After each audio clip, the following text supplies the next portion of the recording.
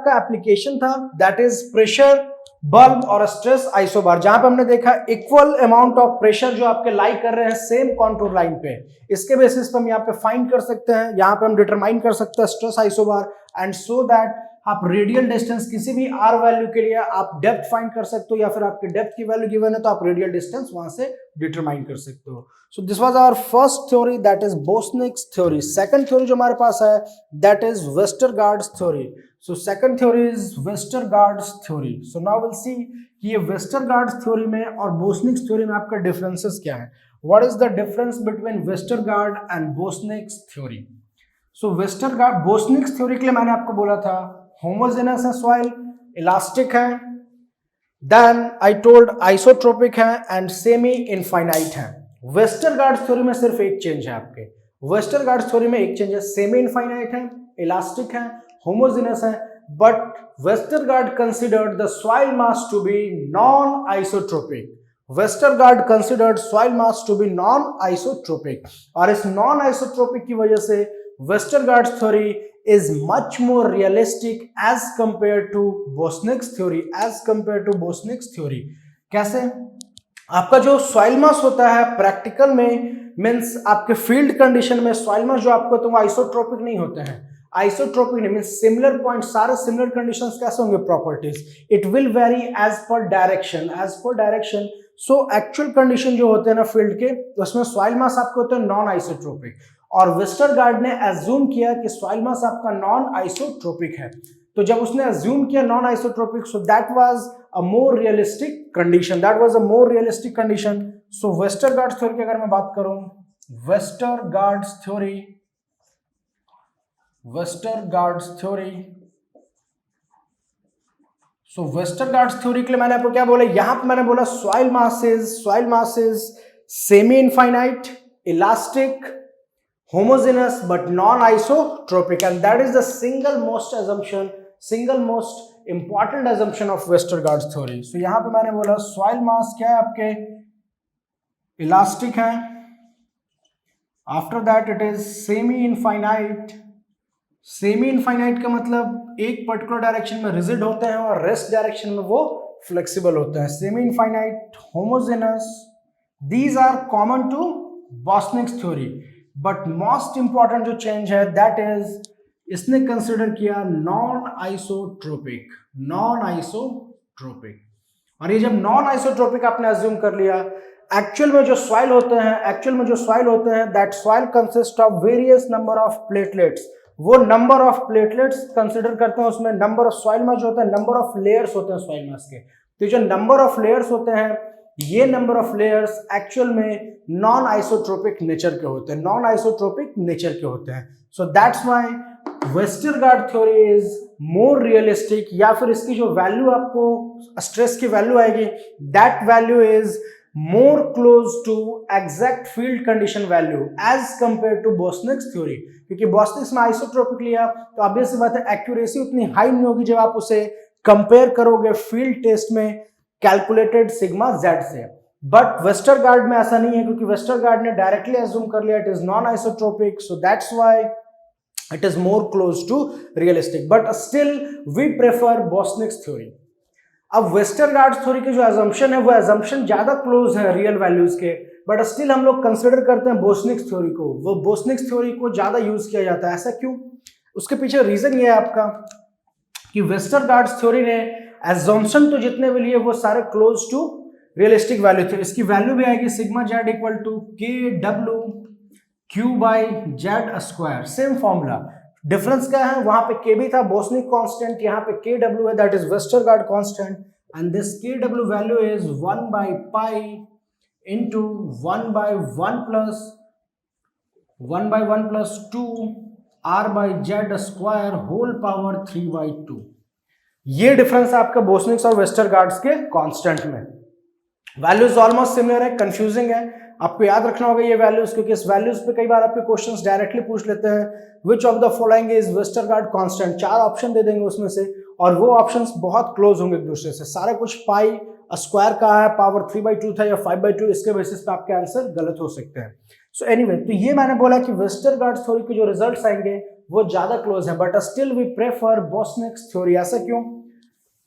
आप कंपेयर करो दोनों वेस्टरगार्ड और बोस्निक्स कांस्टेंट को। चलो मैं कंपेयर करता हूं कि K B for any point K B equal to K W. K B की वैल्यू क्या थी? 3/2 pi into 1/1 plus R by Z square whole power 5/2 equal to, मैंने क्या लिखा? दिस इज 1/पाई into 1/1 plus 2 R by Z square whole power 3/2।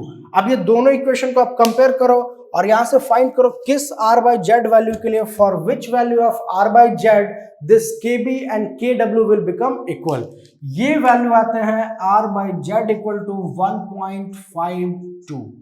आप put करके देख लो, cross check. R by Z की वैल्यू 1/52 आप एंटर करो, दोनों side LHS and RHS will become equal. That means ये इंडिकेट करना चाह रहा है कि at R by Z equal to 1.52 आपके बोस्निक और वेस्टरगार्ड इक्वेशन के कांस्टेंट सेम होंगे। और जब केबी और के डब्ल्यू सेम हो गए तो सिग्मा जेड तो सेम ही हुई, क्योंकि क्यू बाई जेड स्क्वायर तो कॉमन है दोनों में।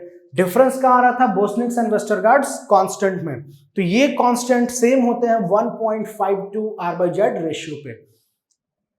But before this, if r by z is less than 1.52, इस केस में आपके kb की value is more than kw.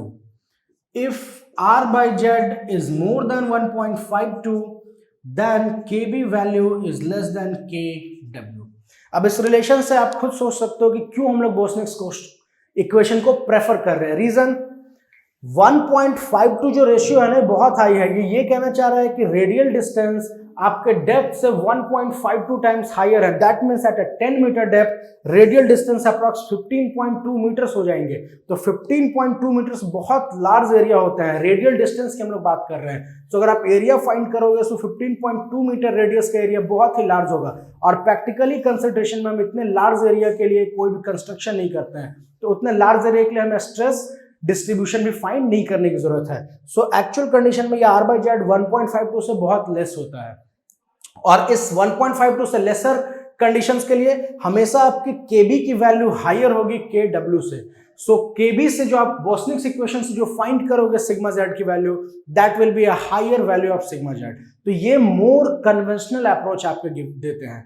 So for more conventional approach we use K B, that is Boussinesq's theory जो आपके हैं, that Boussinesq's theory is preferred as compare to Westergaard's theory, as compare to Westergaard's theory.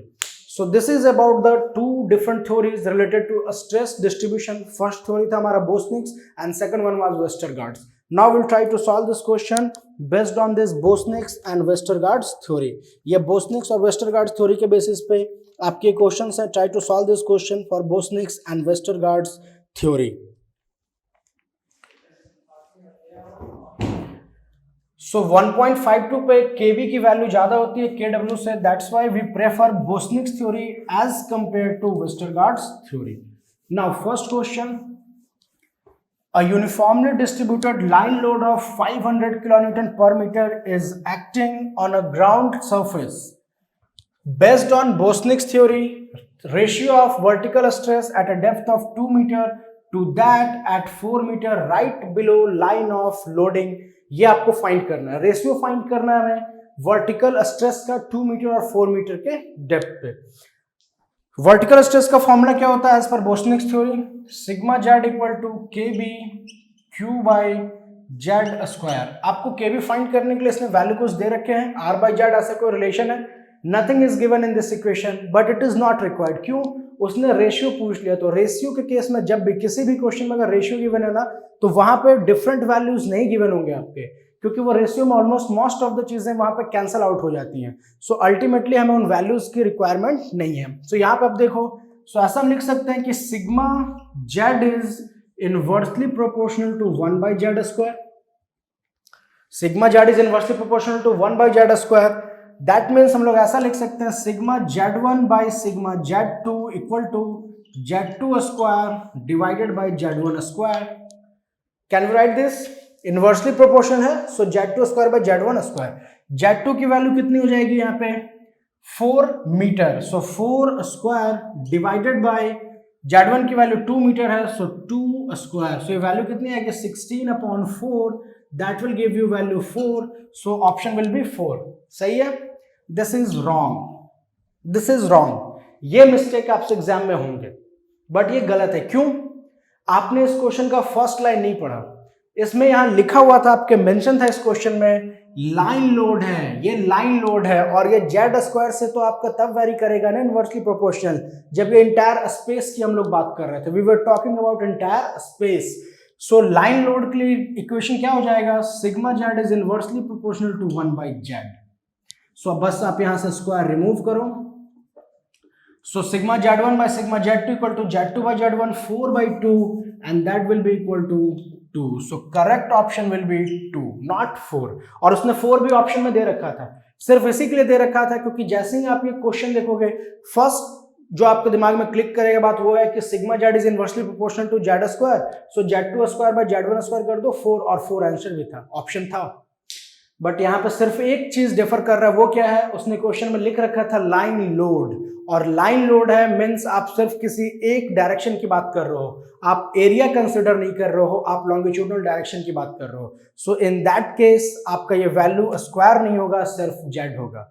So for that the ratio will be 2 not 4। Simple question था, सिर्फ एक जगह जहां mistake आप कर सकते थे कि ये लाइन लोड को आपने एरिया लोड कंसीडर कर लिया। Next second question, a concentrated load of 500 kilonewton is acting on elastic half space, the ratio of increase in vertical normal stress eight depth of 2 meter and 4 meter along point of loading as per Bosnick's theory। Same question है, but इसका answer क्या होगा आपका, मैं पहले बोल रहा हूं, इसका आंसर होगा 4। क्यों? आपको पता चल गया होगा, सेम कॉन्सेप्ट यूज करो। यहां पे इसने मेंशन किया है space, so for space sigma z is inversely proportional to 1/z square. Find कर लो sigma z1 by sigma z2 equal to z2 square by z1 square. So z2 की value कितनी है, 4 metre depth, so 4 square divided by 2 square, that will give you 4। So इस case के लिए 4 होगा value, second question के लिए आपकी वैल्यू 4 होगी, बट फर्स्ट क्वेश्चन के लिए it will be 2। First question this will be 2। सो आपके क्वेश्चन देखो, दोनों क्वेश्चन बिल्कुल सेम है, कोई डिफरेंस नहीं है, सिर्फ एक वर्ड का चेंज है, यहाँ पे लाइन लोड था और यहाँ पे स्पेस है। सो स्पेस के केस में हम हमेशा एरिया कंसिडर करेंगे और लाइन के केस में only in one direction. So in the first case it will be 2 and in the second case it will be 4। so based on this Bosnick's and Westergaard's theory के जो फॉर्मूले हैं, जो इनके कांस्टेंट की value है, इसके बेसिस पे आपके क्वेश्चंस वहां से रेगुलरली पूछे गए हैं। फर्दर एक क्वेश्चन पूछा गया थ्योरी का, for a stratified type of soil which theory is more preferred. तो स्ट्रेटिफाइड सॉइल के लिए आप कौन सा थ्योरी यूज करोगे, बॉस्निक या वेस्टरगार्ड या बोथ? ऑब्वियस सी बात है, मैंने वेस्टरगार्ड में बोला, वेस्टरगार्ड ने एक एजम्पशन लिया था कि नॉन आइसोट्रोपिक है, उसने कंसीडर किया कि सॉइल डिफरेंट लेयर्स के फॉर्म होते हैं और ये लेयर्स आइसोट्रोपिक नहीं होते नेचर में, these layers are non isotropic in nature. So a stratified soil के लिए Westergaard theory is more preferred और it is more suitable as compare to Boussinesq's theory. So this was all about this stress distribution. अब ये stress distribution में बहुत ज्यादा कुछ आपके डिस्कस करने को नहीं है, इसलिए मैं इसे डिस्कस नहीं कर रहा हूँ। इसके क्वेश्चन भी देख लो, क्वेश्चन भी सिंपल पूछे थे, इन दो फॉर्मूलेज और इनके कांस्टेंट के बेसिस पे ही क्वेश्चन पूछेंगे। At max they can ask that particular ratio r/z, वो 1.52 पे आपके इक्वेशन पे दोनों kb और kw की वैल्यू सिमिलर होती है। 1.52 से लेस वैल्यू के लिए बोस्निक्स की वैल्यू ज्यादा होगी as compare to Westergaard. So this is all about stress distribution, जहां पे हमने बोस्निक्स थ्योरी देखी। बोस्निक्स का इंपॉर्टेंट एप्लीकेशन था आपका स्ट्रेस आइसोबार या फिर प्रेशर बल्ब उसे बोलते हैं। सेकंड आपका थ्योरी था that was Westergaard theory and it is more suitable theory for a stratified type of soil. So here we complete our stress distribution in soil. In next lecture we'll discuss regarding compaction and consolidation. Very important topic. Compaction आपका जो है वो theoretical portion है and consolidation there are lot of numericals as well as theoretical concepts being asked from consolidation topic. Thank you. Hello everyone. तो इस lecture में हम लोग start कर रहे हैं हमारा next topic that is stress distribution in soil. मैंने आपको last वीडियो में कहा था कि stress distribution in soil जो है ये आपके topics थोड़े हैं आउटडेटेड टॉपिक से आपकी गेट की अगर मैं बात करूं तो बहुत ज्यादा क्वेश्चन उन्होंने नहीं पूछे हैं और लास्ट 5 to 6 ईयर में फोकस भी नहीं किया है, सिर्फ एक क्वेश्चन उन्होंने पूछा था और वो क्वेश्चन भी बहुत सिंपल से, वो दोनों क्वेश्चंस मैंने मेंशन कर रखे हैं. So this topic, this stress distribution in soil is not that much important. आप कंफ्यूज मत हो, एक आपका इफेक्टिव स्ट्रेस कॉन्सेप्ट और दूसरा स्ट्रेस डिस्ट्रीब्यूशन है. That effective stress is very very important, वहां से क्वेश्चंस रेगुलरली पूछे हैं, बट स्ट्रेस डिस्ट्रीब्यूशन से क्वेश्चंस नहीं पूछे हैं. मैंने आपको बोला यहाँ पे दो इंपॉर्टेंट थ्योरी है स्ट्रेस डिस्ट्रीब्यूशन में, that is Boussinesq's theory and वेस्टरगार्ड्स theory. तो ये बोस्निक्स थ्योरी क्या है, ये वेस्टरगार्ड्स थ्योरी क्या है, इनके एजम्पशंस पे आपके थ्योरेटिकल कॉन्सेप्ट्स पूछे जा सकते हैं. जैसे बहुत पहले उन्होंने पूछे हैं 10 ईयर्स 8 ईयर्स बैक, तब उन्होंने पूछे थे. सो इसके थ्योरेटिकल कॉन्सेप्ट पे क्वेश्चन पूछे जा सकते हैं, that is based on it's assumption. Next question जो आपके हैं, इन दोनों के एक फॉर्मूले हैं फाइंड करने के लिए. स्ट्रेस डिस्ट्रीब्यूशन का मतलब यह है किसी पर्टिकुलर डेप्थ पे, किसी भी पर्टिकुलर डेप्थ पे आप स्ट्रेस फाइंड कर रहे हो, सो वो स्ट्रेस आप किस तरीके से फाइंड कर सकते हो. फॉर एग्जाम्पल, आपका कोई भी एक एंटायर एरिया है, यहाँ पे कोई लोड आपका अप्लाई कर रखा है आपने P, अब सर्टेन डेप्थ बिलो जेड आप इस पर्टिकुलर पॉइंट पे एक स्ट्रेस फाइंड करना चाह रहे हो. सो ये स्ट्रेस किस तरीके से आप फाइंड कर सकते हो, so based for finding this stress there are different theories and out of those theory the important one is Boussinesq's and Westergaard theory. That means किसी भी एक पर्टिकुलर पॉइंट पे हमें लोड फाइंड करना है, उस पे क्या ड्यू टू दिस लोड क्या डिफरेंट अमाउंट ऑफ स्ट्रेस किस पर्टिकुलर डायरेक्शन में वर्टिकल या हॉरिजॉन्टल स्ट्रेस एक्ट कर रहे हैं, ये फाइंड करने के लिए, ये डिटरमाइन करने के लिए हम डिफरेंट थ्योरीज यूज करते हैं. और जिसमें आपका फर्स्ट थ्योरी है Boussinesq's theory. So will discuss this. Boussinesq's theory क्या है आपके, Boussinesq's theory. So there are two important theories for a stress distribution. So first one is Bosnick's theory. So Bosnick's theory,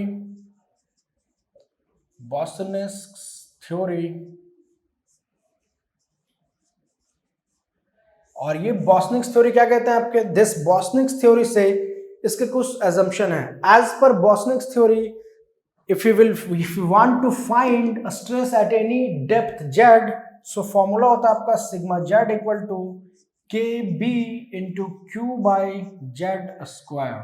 sigma Z equal to K B Q by Z square. और यहाँ पे K B क्या है आपके, K B is Boussinesq's constant. Q is the load which is acting, and z is the depth at which this load is acting. K B equal to जो constant है आपका, KB equal to Bosnick's constant,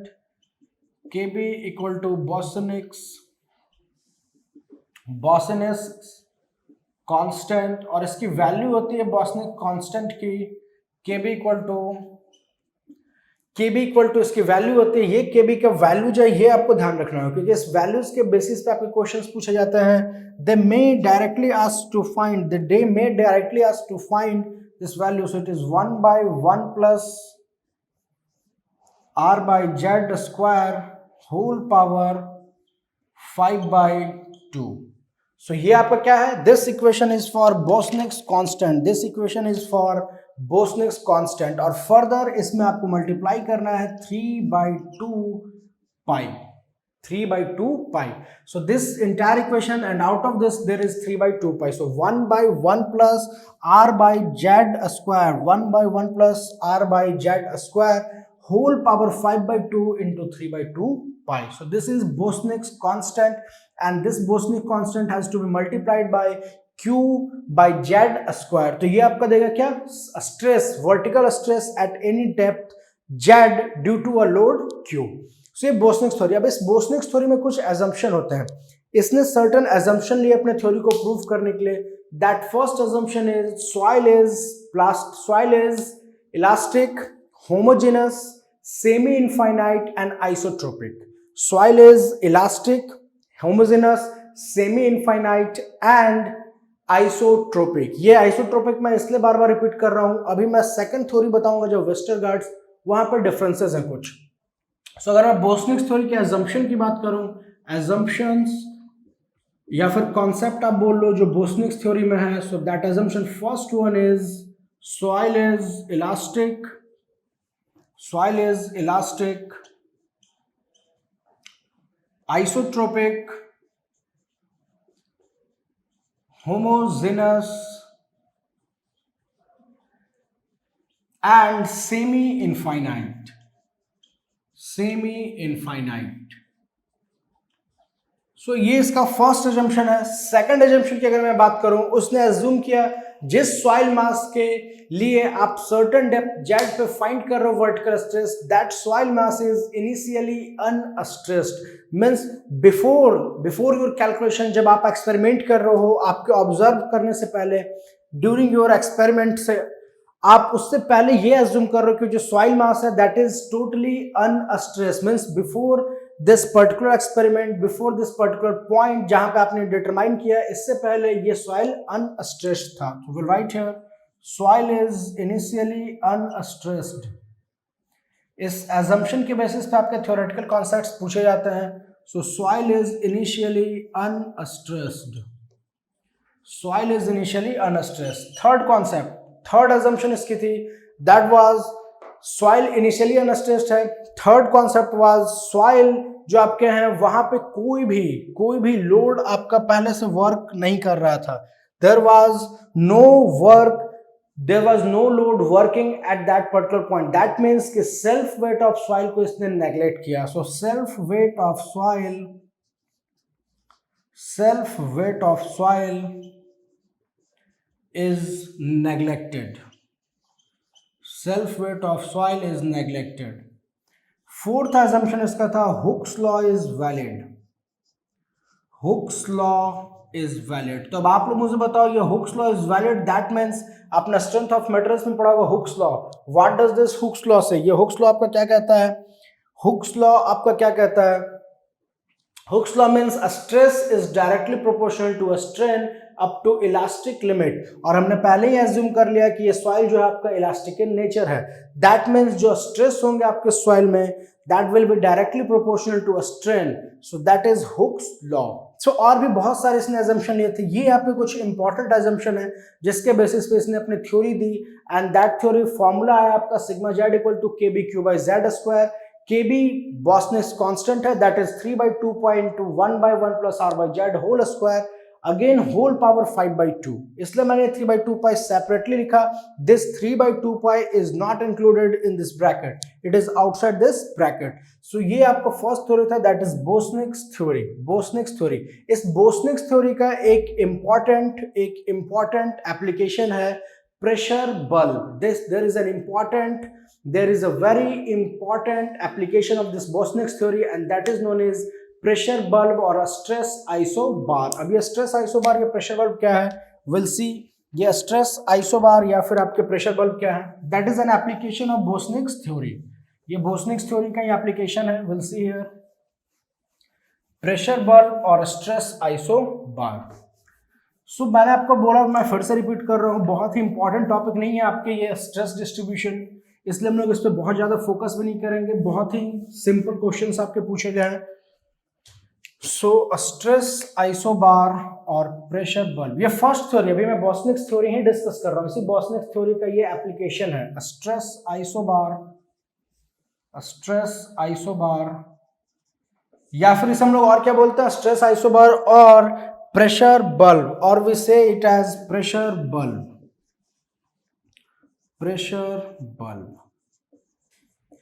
ये आपका क्या है actually? ये आपका क्या है? R बाई जेड मैंने लिखा था, that R is radial distance या फिर रेडियस ऑफ इन्फ्लुएंस, और जेड क्या है? वो डेप्थ है। सो ये R और जेड के रिलेशन को शो कर रहा होता है, आपके R और जेड के रिलेशन को शो कर रहा होता है। So this pressure bulb is drawn something like this. This is R, this is Z। Now ये आपका एक पर्टिकुलर केस है। Similarly, this is another case। ये इस तरह के डायग्राम होते हैं। अब मैंने आपको बोला प्रेशर बल्ब, तो आपको समझ में नहीं आएगा, बट स्ट्रेस आइसोबार बोला, आप एक बेसिक कॉन्सेप्ट यूज कर सकते हो। आइसो मीन्स होते हैं similar, bar is a term use for pressure, that means equal pressure. तो ये स्ट्रेस आइसोबार डिनोट कर रहे होते हैं, एक्चुअली ये डिनोट कर रहे होते हैं कॉन्टूर की तरह ये होते हैं। कॉन्टूर आपने सर्वेइंग में पढ़ा, कॉन्टूर क्या होता है? इक्वल एलिवेशन होते हैं, उस पर्टिकुलर लाइन पे जितने भी पॉइंट्स होंगे उनके एलिवेशन सेम होंगे। सो सिमिलर कॉन्सेप्ट यहाँ पे भी है।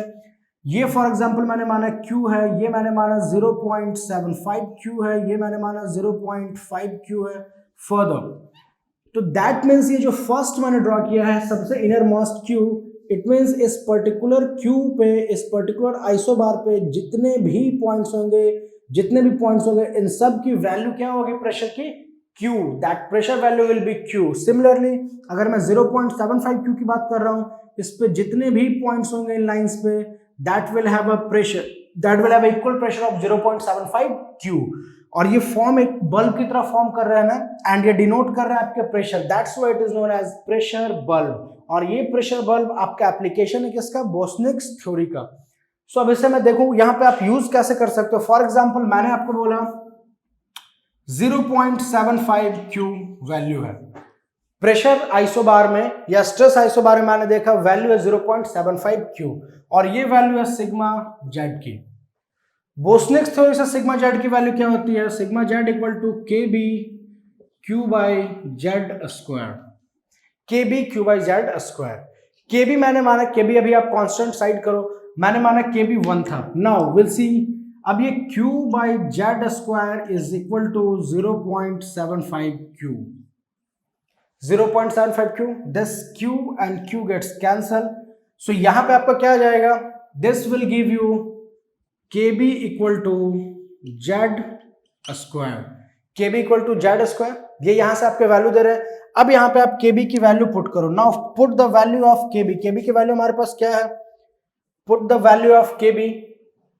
अब यहां से आप KB की वैल्यू पुट करोगे so that you can easily find R by Z ratio, और वो different R by Z ratio के लिए फिर डिफरेंट रेडियल डिस्टेंस होंगे आपके। फॉर एग्जांपल मैं radial distance R equal to 0.6 metre के लिए फाइंड करने बोल रहा हूं। सो R बाई जेड का रेशियो आपके पास ऑलरेडी गिवन है बोस्निक कांस्टेंट से। So you can find at which depth there will be a radial distance of 0.6 metre. So this is the most important application of Boussinesq's theory.